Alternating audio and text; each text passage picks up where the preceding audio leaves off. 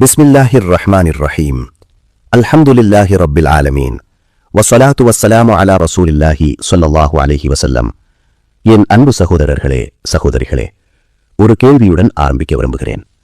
நாம் தினமும் தொழுகை செய்கிறோம், நோன்பு நோக்கிறோம், ஹஜ் உம்ரா செல்ல ஆசைப்படுகிறோம், சதக்கா செய்கிறோம். ஆனால் ஒரு விஷயம் கேட்கிறேன்.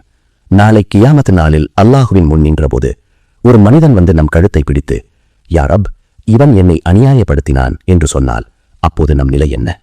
நாம் கொண்டு வந்த தொழுகைகள், நாம் கொண்டு வந்த நோன்புகள், நாம் செய்த ஹஜ் உம்ரா, அவை அனைத்தும் போதுமா? இன்று நான் பேசப்போகும் விஷயம் மிகவும் ஆபத்தானதும் மிகவும் முக்கியமானதும். அது ஹுகூகுல் இபாத், மனிதர்களின் உரிமைகள். ஹுகூகுல் இபாத் என்னென்ன? இது மிகவும் முக்கியமான விஷயம். ஹுகூகுல் இபாத் என்று எதை சொல்வார்கள்? தாய் தந்தையுடன் நல்ல முறையில் நடந்து கொள்வது ஹுகூகுல் இபாத் ஆகும். அண்ணன் தம்பிகள் மற்றும் சகோதரிகளுடன் நல்ல முறையில் நடந்து கொள்வது ஹுகூகுல் இபாத் ஆகும். கவனமாக கேளுங்கள். சகோதரர்களுக்கும் சகோதரிகளுக்கும் திருமணத்தில் கொடுக்க வேண்டியது இருந்தால் அதை அப்போது கொடுத்து விடுங்கள். இப்போது கொடுக்க மாட்டோம், பிறகு பார்க்கலாம் என்று சொல்ல வேண்டாம். எவ்வளவு உரிமை இருக்கிறதோ அதை தெளிவாக தீர்த்து விடுங்கள். இதுதான் ஹுகூகுல் இபாத். தாய் தந்தையுடன் நல்ல உறவு, சகோதரிகளுடன் நல்ல உறவு, சகோதரர்களுடன் நல்ல உறவு, மாமி மாமா போன்ற உறவினர்களுடன் நல்ல உறவு. என் சகோதரர்களே, இது ஒரு நீண்ட பட்டியல். ஆனால் உலமாக்கள், அறிஞர்கள் எழுதியதாவது இந்த எல்லா உரிமைகளையும் சேர்த்து பார்த்தால் 3 முக்கிய விஷயங்களாக மாறிவிடுகிறது. ஹுகூகுல் இபாத் 3 விஷயங்களில் அடங்குகிறது. 1. உயிர் தொடர்பான உரிமைகள். 2. செல்வம் தொடர்பான உரிமைகள். 3. மரியாதை மற்றும் கண்ணியம் தொடர்பான உரிமைகள். இந்த 3ம் பாதுகாப்பாக இருந்தால் அந்த சமூகம் சீர்திருத்தமடைந்த அமைதியான வெற்றிகரமான சமூகமாக இருக்கும் என்று உலமாக்கள் கூறுகின்றனர். ஒரு சமூகத்தில் உயிர் பாதுகாப்பாக இருந்தால், சொத்து பாதுகாப்பாக இருந்தால், மனிதர்களின் கண்ணியம் பாதுகாப்பாக இருந்தால் அந்த சமூகம் பாதுகாப்பான சமூகமாகும். இதற்கான மிகப்பெரிய சான்று என்ன? முக்கியமான தருணங்களில் எப்போதெல்லாம் நபிகள் நாயகம் ஸல்லல்லாஹு அலைஹி வஸல்லம் உரையாற்றினார்களோ அப்போது இந்த 3 விஷயங்களையும் குறிப்பிட்டார்கள். அரஃபா மைதானத்தில் ஹஜ் நாளில்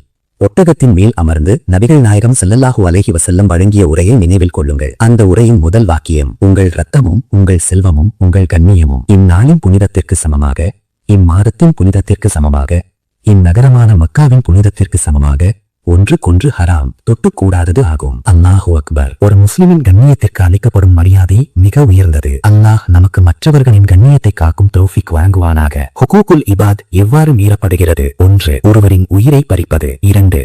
ஒருவரின் செல்வத்தை அபகரிப்பது. 3. ஒருவரின் கண்ணியத்தை குலைப்பது. கீபத், பொய்யான குற்றச்சாட்டு. ஒருவரை கொலை செய்துவிட்டால் இவ்வுலகில் நீதிபதியை வாங்கிக் கொள்ளலாம், வழக்கறிஞரை வாங்கிக் கொள்ளலாம், சாட்சியை கூட வாங்கிக் கொள்ளலாம். ஆனால் மறுமை நாளில் அல்லாஹ்வின் முன் தப்ப முடியாது. கொல்லப்பட்டவன் கொன்றவனின் கழுத்தை பிடித்து அல்லாஹ்வின் முன் நிற்குவான். என் இறைவா, இவன் என்னை கொன்றது ஏன் என்று கேட்பான். இங்கு தப்பினாலும் அங்கே தப்ப முடியாது. கீபத், பின்னால் பேசுதல். நபிகள் நாயகம் ஸல்லல்லாஹு அலைஹி வஸல்லம் கூறினார்கள், ஒரு வார்த்தை கூட கடலில் கிடந்தால் அது முழு கடலையும் மாசுபடுத்தி விடும் அளவுக்கு தீமையானதாக இருக்கலாம். ஒரு முறை ஆயிஷா ரலியல்லாஹு தஆலா அன்ஹு அவர்கள் சஃபியா ரலியல்லாஹு தஆலா அன்ஹு பற்றி உடல் இமைப்பை குறித்து ஒரு குறிப்பு கோரினார்கள். அப்போது நபிகள் நாயகம் ஸல்லல்லாஹு அலைஹி வஸல்லம் கூறினார்கள், நீ கூறிய அந்த ஒரு வார்த்தை கடலில் கலந்தால் முழு கடலும் மாசாகிவிடும். நாம் எத்தனை பேரை பற்றி பின்னால் பேசியிருக்கிறோம், நமக்கே நினைவிருக்கிறதா? அவர்களிடம் இப்படி மன்னிப்பு கேட்பது? உலமாக்கள் கூறுகின்றனர், யாரை பற்றி பின்னால் பேசினோமோ அவர்களிடம் சென்று மன்னிப்பு கேட்க வேண்டும். அவர்கள் எங்கு உண்ணார்கள் என்று தெரியாவிட்டால், யாரின் முன்னிலையில் அவர்களை பற்றி கீபத் செய்தோமோ அவர்களே முன் அவர்களை புகழ்ந்து பேச வேண்டும்.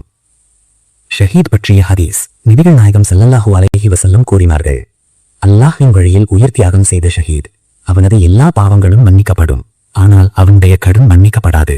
சஹீஹ் முஸ்லிம் ஹதீஸ். அல்லாஹ்விற்காக உயிர் கொடுத்தவரின் கடனே மன்னிக்கப்படவில்லை என்றால் நாம் மனிதர்களிடம் வாங்கிய கடனை திருப்பிக் கொடுக்காமல் இருந்தால் எப்படி மன்னிப்பை எதிர்பார்க்கலாம்?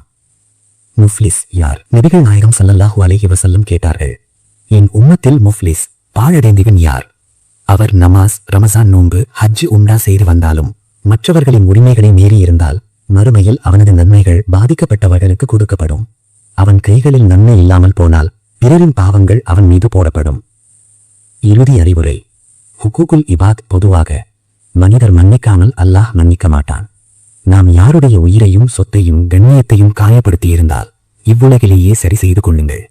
கீபத், பொய்யான குற்றச்சாட்டு, அபகரிப்பு, இவை எல்லாம் வாழ்க்கைகளை சிதைக்கின்றன. அல்லாஹ் நமக்கு அமல் செய்ய தௌஃபீக் வழங்குவானாக. ஆமீன்.